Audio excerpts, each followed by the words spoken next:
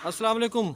Salman trades and farming welcome viewer. जैसे कि आपको पता है बहुत गर्मी है आजकल, तो ज़मीन को थोड़ा सा पानी ज़रूर लगा दें और पानी इसको पिलाते भी रहें जर्मन शेफर्ड को, क्योंकि जर्मन शेफर्ड गर्मी कर रहा है आजकल।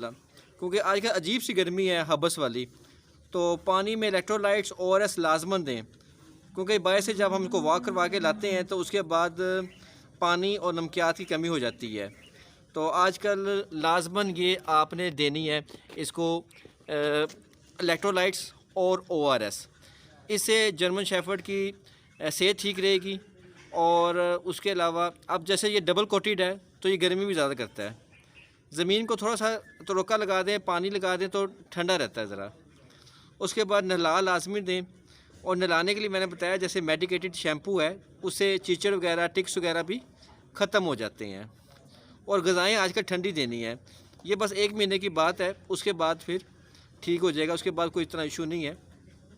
1 महीने तक आपने ज़रा इसका ख्याल करना है कि जो ग़िज़ाएँ हैं वो ठंडी देनी है और गर्मी से ख्याल करना है। थोड़ी गीली ज़मीन हो तो जानवर भी खुशी से बैठ जाता है, खड़ा कम भी होता है, बैठ जाता है, क्योंकि उसको नीचे ठंडी ज़मीन से सुकून मिलता है, क्योंकि गर्मी भी काफ़ी ज़्यादा है। ग़िज़ाएँ ठंडी दें और माहौल ठंडा दें। नहलाना लाजमी है, एक हफ्ते में 1 बार लाजमी नहला दें। उसके बाद आपने ORS भी लाजमी देना है इनको। और जो बाज़ारी फीड है वो ज़रा गर्म होती है, वो ज़रा कम कर दें। आजकल पैकेट वाली जो फीड है थोड़ी सी कम कर दें।